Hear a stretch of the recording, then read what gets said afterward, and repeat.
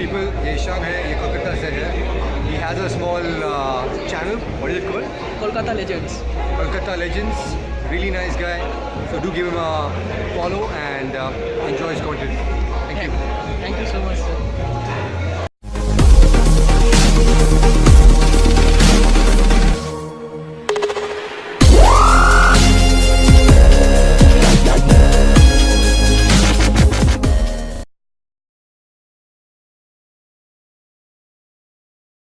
Hello, good morning. My name is Ishan and you are watching kolkatalegendz. Today I am here at Delhi and I am going to the subscriber meetup of POWERDRIFT that is going to held at Gurgaon, and the name of the showroom is Harley Davidson. So do stay tuned for more things. Thank you.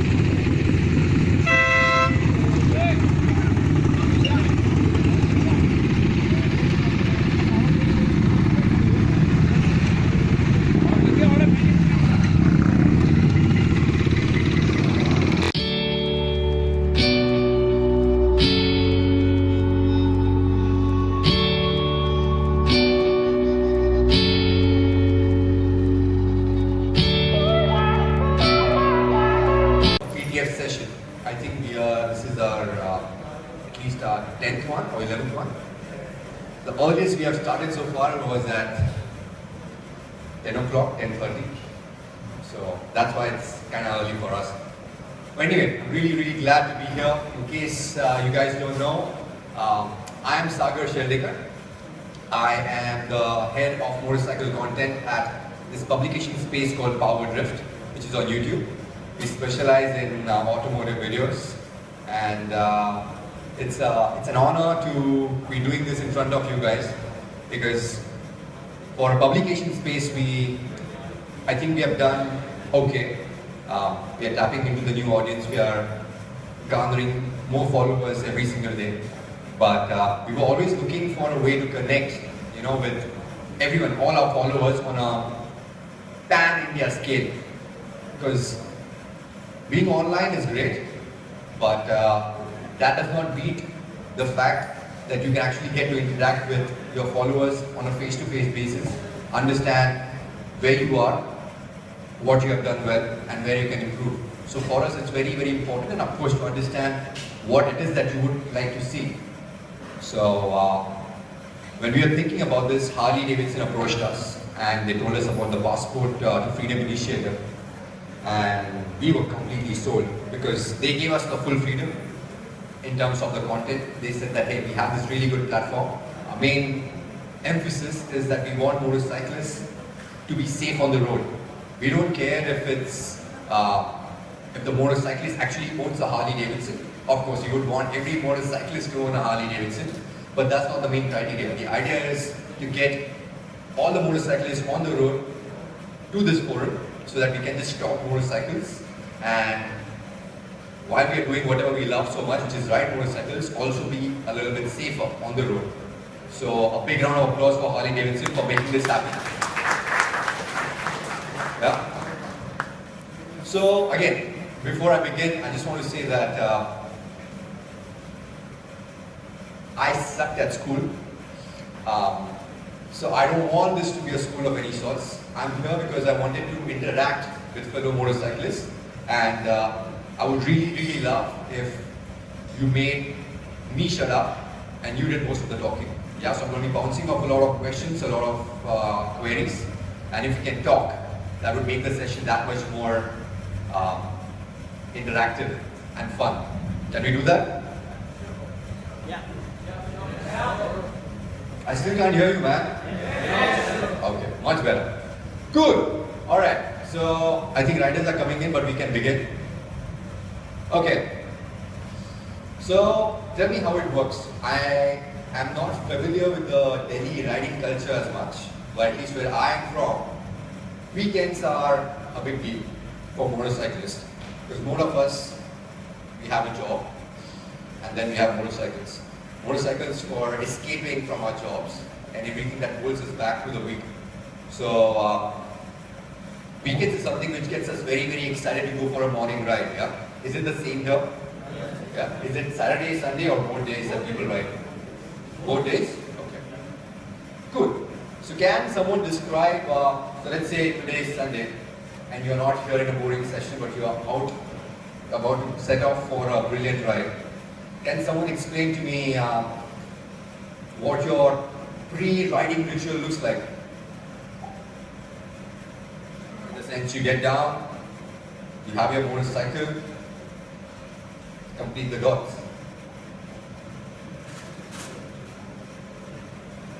Okay. Well, actually, the pre-riding ritual for me starts a day earlier. The pre-riding ritual for me starts a day earlier because I really like to get up early in the morning, start to ride quite early. So my bike and my gear is prepped and ready the previous night. That's what I usually do. And yeah, everything, fuel in the tank, the air, the gear laid out so that I don't make a lot of noise in the morning and wake up the family when I leave. Yeah. Oh, this is fantastic. What's your good name, sir? My name is Ajay. Can we have a big round of applause for Ajay? As you mentioned, sir, fuel. Yeah, I've done that. How many of you have actually been so excited to go for a ride and you get on a bike and you go 100 kilometers and you realize that you have an empty tank? Has that ever happened to you? Yeah, it's the biggest bummer. I know. So yeah, fuel checkup, air checkup, gear checkup, of course. Anything else? What else do you do? Wake up other people. Sorry? Wake up other people. Oh my God. So you are one of those guys. He's one that has to be woken up. Yeah, wake up. Yeah, you need to wake up to go for a ride. Okay, what else? Cleaning. Does the word clean the bike here? Oh, very good. Clean, covered, and kept ready. Okay. Wake up stray dogs. Sorry? Wake up stray dogs. Wake up stray dogs. Wow. Okay. I would not do that. I have a 2-year-old daughter. My wife would kill me. So I actually push my bike out of the society and then I turn it on. Okay. So these are all really good points, of course. Properly, the bike is spick and span, it's really beautiful, it's all fueled up. The gear is perfect, you have your gear and everything. Okay. But there are also a few other things which I would like to add. Maybe just 3 more things which I would like to add, which I really encourage you guys to do before you set out for a ride. The first thing, I think he mentioned it, but I'm gonna insist on it a little bit more, right? The first thing is checking your tire pressure. Now, how many of you actually check your tire pressure before every single ride? Every single ride? Every single ride? Don't lie to me, come on. Okay, all of you guys who do, well, kudos to you. I'll tell you why. Because this is one aspect of motorcycling which we motorcyclists should be really ashamed of. Because we don't do it as often as we should. Yeah? I'll tell you why. Because tire pressure is one thing which affects everything. Tire pressure affects the way your bike performs, your acceleration, yeah? It affects your stability, it affects the way your bike handles, yeah? It affects your fuel economy, it affects your tire life, it affects the way you brake. Tire pressure is everything. It also affects your, especially if you're riding 1 up or 2 up. One aspect of motorcycling, the one thing which keeps you connected to the road through your tires, yeah, we cannot ignore it. So ensure that every single time you go out for a ride, that you're checking your tire pressure. Yeah. The one thing I would like to add is, if you look at the tire pressure, you know, in your manual or sometimes when you swing out your motorcycles, whatever is mentioned there is a cold tire pressure. That means the tire pressure which should be in your bike before you start riding. Because once you start riding, because of friction, the tire pressure goes up. Yeah, usually goes up by 3 or 4 psi. So it's always better to get like a hand pump or whatever and a really nice tire pressure gauge to ensure that everything and the tire pressure is correct before you set out for a ride. And there will be a difference between when you're riding 1 up or 2 up. Usually with 2 up, you'll have about 2 psi more. Yeah? So tire pressure, very, very important. Okay. Second part, I'm a little confused because it worked everywhere else, but not where I was yesterday, which was Chandigarh. So I'm going to try again. Delhi, whatever I've seen, I think it might just work here. So how many of you are from Delhi? Everyone's from Delhi? Gurgaon, yeah? How many of you can proudly say that you have the most fantastic roads? Roads which don't have a single ripple, a single pothole? No? Yeah, I feel like a normal human being again. Because I was in Chandigarh and everyone's like, oh, we have fantastic roads here. Potholes? What potholes? I'm like, Jesus, what? We have no potholes? Like, no? Yeah, man, okay. But at least where I am from, Pune, roads start off really well. And then this phenomenon happens. Monsoons. And then after the monsoons, you don't have roads. Yeah, you're basically, it's like a training course. You're dodging potholes. It really makes your eyesight that much sharper, you know. Oh, I see a pothole. I can spot a pothole from like 1,000 miles. That's an exaggeration. But yeah, the roads get really, really bad. Yeah, potholes. And why am I going on and on about potholes is the fact that if you have potholes, there's a good chance that you might bust your oil seals, the fork seals from your oil. And it can be very, very dangerous. It happened to me on one of my rides. It was a media bike. I set up for a ride and I felt the front wheel was feeling a little weird. So I luckily stopped within 100 meters of my house. And then I realized that one of the fork seals had busted and the oil had actually gone on to fall on the disc brakes. You can imagine, all of us, how many of us like to go fast here? No one likes to go fast here? Come on, man. There are no cops here, you can admit it. Yeah, we all like to go fast. That's why we are on motorcycles, right? But to be able to go fast, we should also be able to stop. And to stop, we obviously need our brakes, which means there should be no oil on them, right? So that's one part. And secondly, good chance of oil will also leak onto your front tire. And you are not very far away from disaster, right? From a spill. So yeah, fork seals, again, even if you have like the best of roads, right? Even if, let's say, you don't travel too much or you find roads which are in perfect conditions. Still, if your bike is stationary for a good 3 months, 4 months, right? For whatever reason, because of all the environmental, like the dust, yeah, because of the variation in temperature, it's still a rubber component. It can still crack. So even if you have not ridden the bike for a long time, there's a good chance a small pothole can cause the fork seal to bust, right? So it's very, very important that you look at ensure that your fork seals are intact before you go out for a ride. Air pressure, check. Fork seals, check. The third part. Any idea? Any guesses? We already kind of touched on it. Thank you. You guys are really smart. Applause for you guys. So yeah, fork seals done. Brakes next. Yeah, to be able to go fast, to be able to stay safe on the road, you obviously need your brakes to work. And trust me, changing your brake pads is a whole lot cheaper than changing your discs. Because if you have no meat on your brake pads, especially if you're going out for a long ride, it happened to me once, and it was a disaster. I had to ride the entire way only using my rear brake, because my front brake was gone. So basically, if you have no meat on your brake pads, so basically the metal component of your brake pad and the disc come into contact, and your disc is gone. And how many of us are Harley owners here? Quite a few. Yeah, you would know changing discs is not really cheap. So always better to ensure that you have enough meat on your brake pads before you set up for a ride. Yeah, makes sense? 3 things. Tire pressure, your fork seals are intact, and your brake pads. Cool, so you have done all of that. Your bike is ready, your bike is all warmed up, you've checked the oil, you've done all the pre-ride checkups as you have mentioned. Now what do?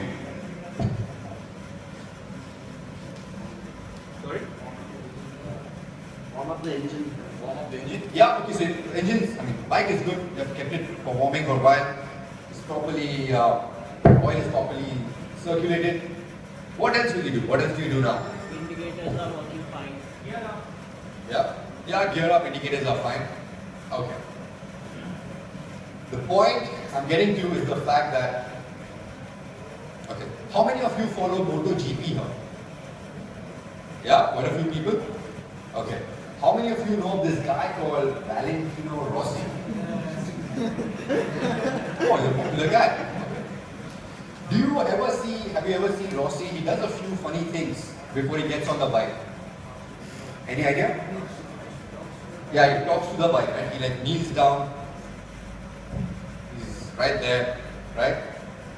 What else does he do? He always gets on a bike and gets off the bike from a certain side. Yeah?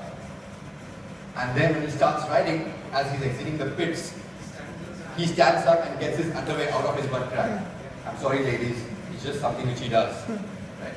Now you would think a guy as rich as Valentino Rossi can afford better underwear, right? Of course he can, but that's not the point. Why do you think he's doing all of those things?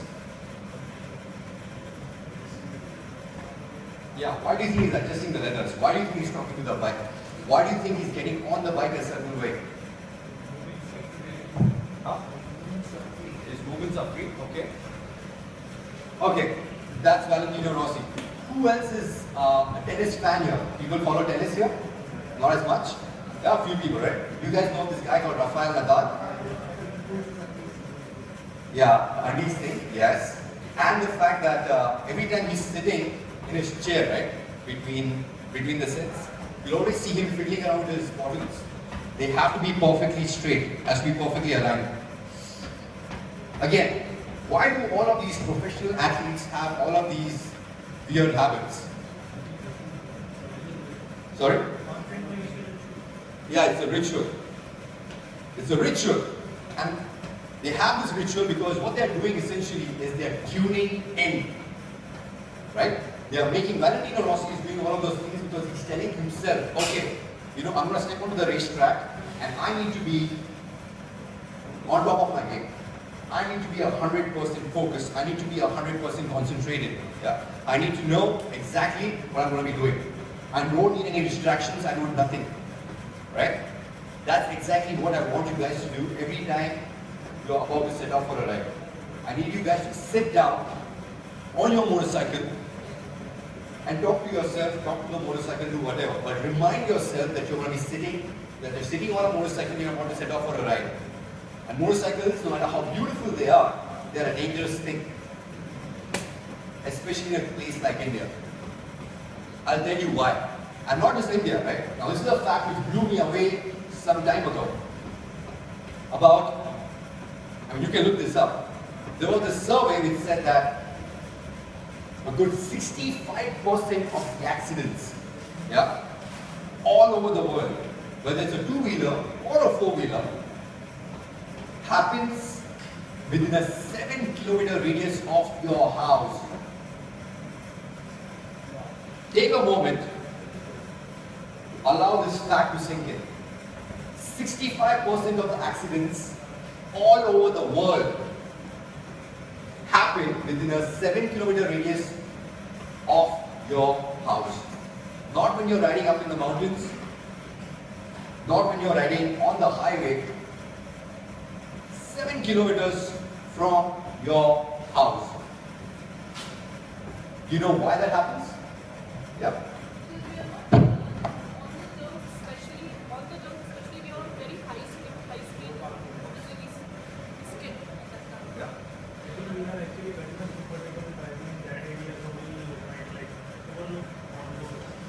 What's your good name, sir? Can we have a big round of applause? And can you do me one favor, sir? Everyone, if we can just stand up and talk loudly when we are talking so everyone can hear us. So what he said is, we are in the house, we are very close to our house, on roads that we are very familiar with, so we are not paying as much attention, right? We are very comfortable. And that's a problem. When you're very, very comfortable, you're not paying attention. Yeah? You're not, actually I'm around. Can everyone hear me just fine? Yeah.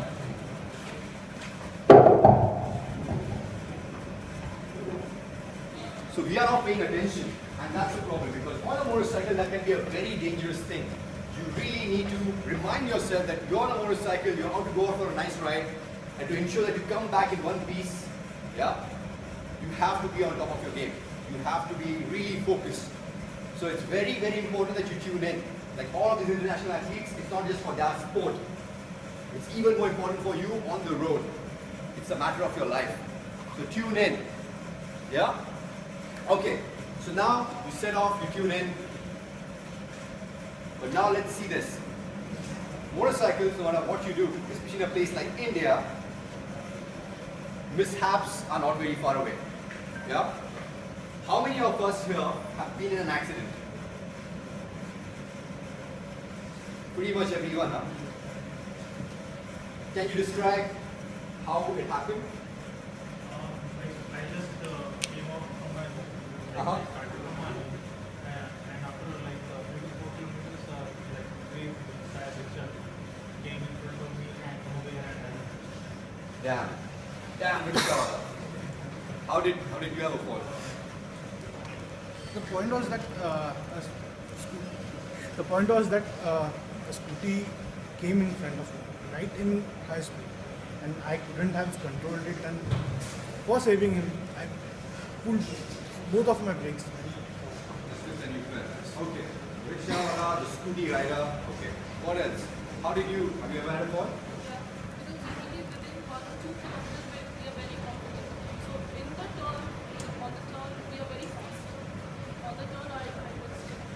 So going too fast in a corner that you're familiar with and you slipped and fell.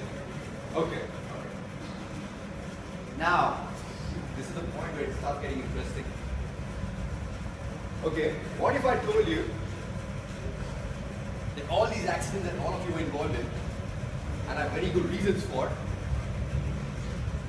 no one's fault but yourself? What if I told you that the motorcycles that you ride are not meant to crash? What if I told you that the motorcycle that you are riding on, I know it doesn't make sense, it's not a two-wheeler, it has 2 wheels, right? But a motorcycle is designed, it doesn't matter if it's a Harley Davidson, if it's a KTM, if it's a Kawasaki. Every motorcycle which you ride is designed to stay upright. That's how a motorcycle works. And the reason why you crashed was because you gave a wrong input.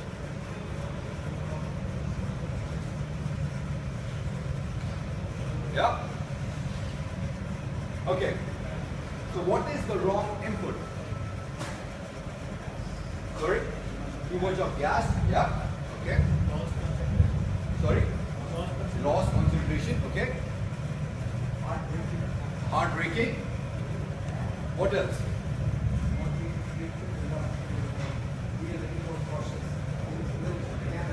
Yeah, not being cautious enough, not being, okay? Overlooking the road status, okay? Oh, not obeying road rules, traffic signals, yeah, that is gonna get you in trouble for sure. Okay, here's the thing. Now what's the one thing which happens, right? So if you go back, again, there was a rewind button, if you could go back, yeah? Go back to the point where you're just about to have an accident, right? At that moment, in that moment, what's going on in your mind? What's happening to you? You're just about to hit the rickshaw. You're just about to hit the scooty guy, right? What's happening to you just a millisecond before that point? You're fixated. Very good point. A round of applause, please. Fixated. What else? What else? What else? You freeze. What's your good name, sir? Rohit. Big round of applause for Rohit. Because that's the perfect answer, right? That's what we do as human beings, right? That's our survival reaction. When we are just about to go and hit somebody or hit something, we freeze up, we tense up. Has it happened to you? You suddenly tense up just before you're going to go and hit a pothole or whatever, right? You really tense up. And when you tense up, what are you doing? What are you holding on to? The brakes and the handlebar. The brakes are on the handlebar, right? Ladies and gentlemen, that's one of the main reasons why so many of us crash to start with. because we hold on to the handlebar really, really tight. And that's the worst thing that you can do to a motorcycle. Yeah, because the motorcycle, as I said, is designed to stay upright. When you hold on to the handlebar too tight, you're not letting the motorcycle correct itself. It's your wrong input onto the handlebar which is making you crash. Yeah, so it's very, very important going forward now. When you start riding, when you're sitting on a bike, you're holding on to the handlebar. You're holding on to the handlebar as if you're holding on to an egg. That lightly. That's how you're supposed to hold on to the handlebar. Any tighter, and then there is any problem, if there is any sudden incident where someone comes in front of you, yeah, or you suddenly want to swerve, good chance that you're going to hold on too tight and you're going to cause the motorcycle to crash. You're not going to allow the motorcycle to correct itself. Because the motorcycle, with the way gyroscopic forces work, yeah, it would want to go straight, but that's your wrong input which will cause it to crash. Okay, so that's the wrong input, right? So what's the right input? That gets even more interesting here, right? Okay, all of us here, many of us here ride motorcycles. Can you lift your hand? Yeah, most of us, right? Which would also mean that you have turned a motorcycle, right? Yeah? Okay. Okay. I did not realize this was a very tough question. Okay. So, this is a left-hander. You're sitting on a bike. You have taken a turn, right? Yeah? You have turned your motorcycle? Okay. So, how do you turn a motorcycle? I have a motorcycle.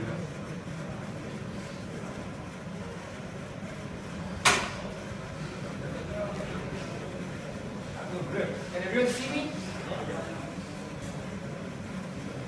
Okay. So again, so we are going into a left-hand corner.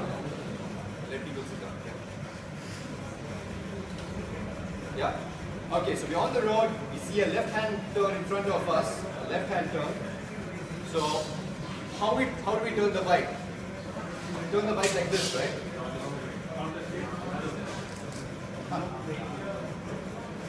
Look where you have to go. Okay. Okay. Let me put it this way. We're going straight. There's a left-hand turn. Yeah. Whoever agrees with me can lift your hand. Yeah. So this is a left-hand turn. So this is how you turn the motorcycle, right?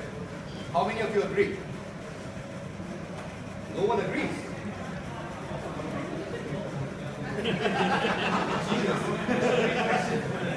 Okay, wait. Again. I'm scared now. So this is a road, straight road. I'm going into a left-hand corner. Yeah, left-hand corner. So this is how you want to turn the bike, right? How many of you, please, can you lift your hands because I'm saying yes, no, yes. Ah, so why are you silent?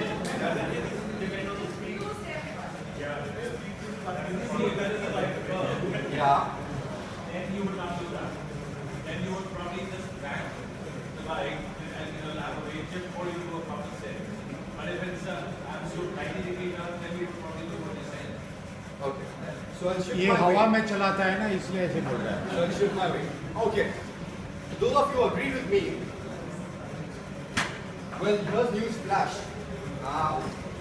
No, that's not how you turn a motorcycle. So, a man here who flies, as he just told me, he mentioned this term called counter steering. Sounds very heavy, no? At least it felt, that's how it felt to me when I first came across it.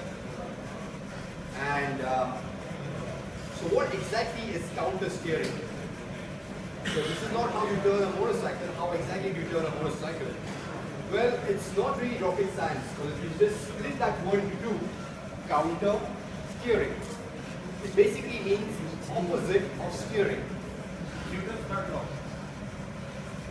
Yeah, now you are complicating things even more by mentioning the name Newton. But yeah, there you go, right? So the opposite of steering is called counter steering. Now, as he rightly said, now if you're going really slow, now if you're going really slow at let's say 20 kilometers an hour, yeah, that's how you turn a bike. Yeah, that's how you turn a bike.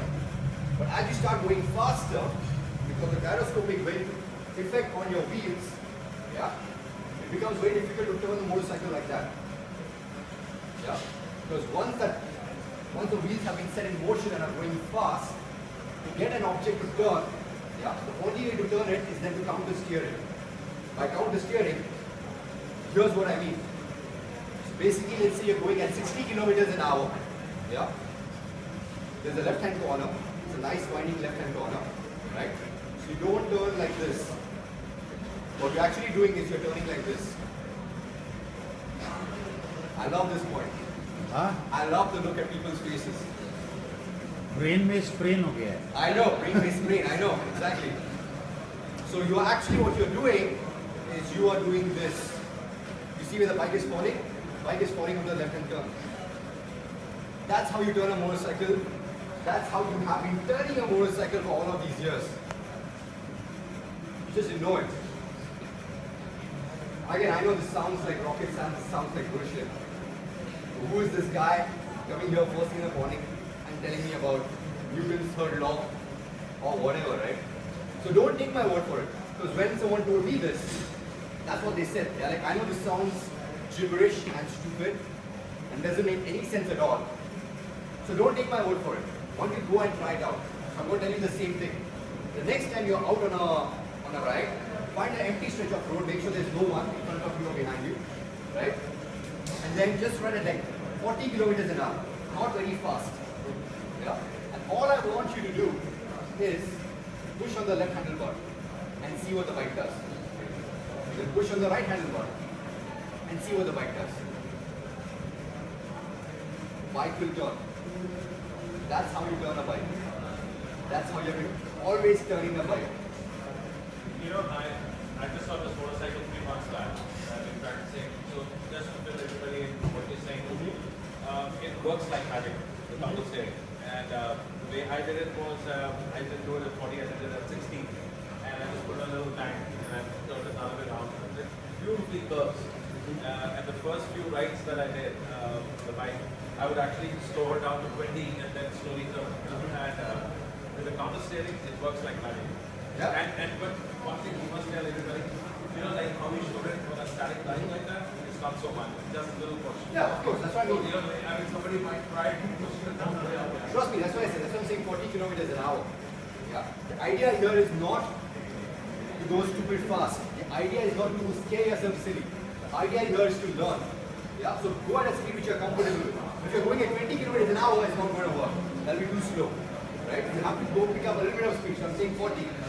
Right? And just push on your handlebar, either side, and see how the bike turns. Yeah, that's how you have been turning a motorcycle all this while. Now, why is this important?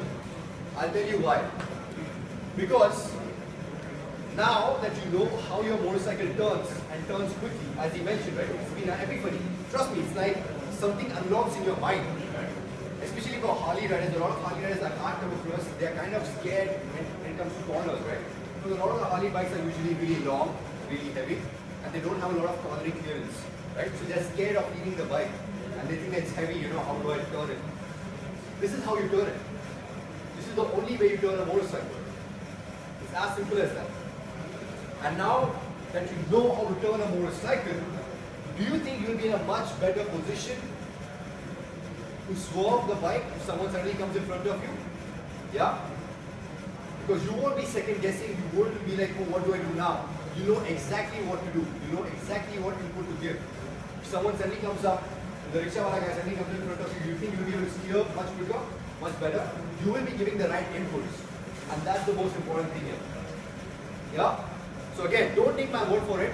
Forget counter steering, forget all of these things. Yeah? All I want you to do is on your next ride, find an empty stretch of road, 40 kilometers an hour. Yeah? Stay loose on your handlebar and then just push using your left hand, see where the bike turns. Push using the right hand, see where the bike turns. That's how you'll understand. Trust me, that will open this thing in your eyes. In the mountains, have you ever been to a place where there were a lot of hairpins? Yeah? So hairpins, the problem with the hairpins is they go like this, right? So you have very limited vision. So you have to slow down a lot and look ahead. As I was talking about the eyes, eyes are set. So now if I'm looking at this guy, and then I'm looking at him, I'm looking back at him, it's taking my brain about half a second to focus from him to him, and then back to him. Half a second, right? That's a lot of time. If you think about it, on a motorcycle, a lot can happen in half a second on a motorcycle. Yeah. So that's why, especially if you're riding up in the mountains, you know, this is one trick which my CSS coach, my California Superbikes coach taught me, is that you need to use your neck. Because instead of doing this, it's a lot easier to do this. Because your brain doesn't have to process or refocus from here to here to here. Yeah, this is a lot easier. So guys, I need you to start using your neck, especially in your hairpin. Again, see MotoGP, right? In MotoGP, if you see the guys in a corner, right, you'll never see them like this. You'll always see them like this. They're always looking ahead. They're always looking ahead. Their neck is never the straight. It's never like this. Yeah, that's on the straight. As they go in a corner, they're always like this. Inside the corner, they'll be like this. Always looking ahead. So start using your neck. Because again, basic being for your eyes to focus like this is far too tedious for your brain. Yeah, it's gonna make it very difficult for your brain to process the information. You can even use your balance that way. Yeah. So just use your neck. Yeah, you're going to the speed, you're going into a hairpin, the road is going like this. Okay, start looking like this. Now again, where you see is where you go. So use your neck, guys. It helps a lot. So great. So now you know how to steer the motorcycle. Yeah. Now you know the vision. So now instead of looking at the danger, you now know how to swerve and look at a place which is your escape route. So rather than going and hitting somebody. Sorry, I'm dropping you. When you do a mountain ride, I've not done that yet. So you would honestly play at very lower gears and you'll be doing all this stuff. Would you still be using power steering in this because now it's so slow speed or it's not a car? I mean, if it's a hairpin which is really, really tight and you're slowing down to as low as 20 kilometers an hour, then you can steer it. But for most corners, most normal corners, the only way to steer a motorcycle is counter steering. That's the fastest and the quickest way. When people will tell you use your weight, use your this, use your that. No. The fastest way to get your motorcycle turned is counter steering. The only place where this will be different is when you're riding in a dirt. The only exception to this rule is when you're riding in a dirt. Because in the dirt you can't do this because you don't have traction. You just fly away. That's why they ride like this, always. But that's a different story altogether. All of us who are riding mainly on the road, the fastest way to turn your motorcycle is counter steering. Second question on this one. Can everyone see the motorcycle? The front part especially. Yeah? Back.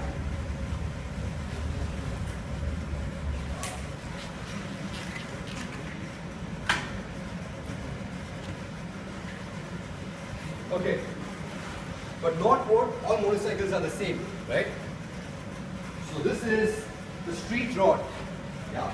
This is Harley's sportiest bike in the current lineup. Sportiest bike, right? What I'm going at is the next question which pops into people's head is when I say use both the brakes simultaneously. So let me ask you the question. So how many of you mainly use the front brake? How many of you mainly use the rear brake? Yeah. So now what I'm saying, use both the brakes simultaneously. The next thing which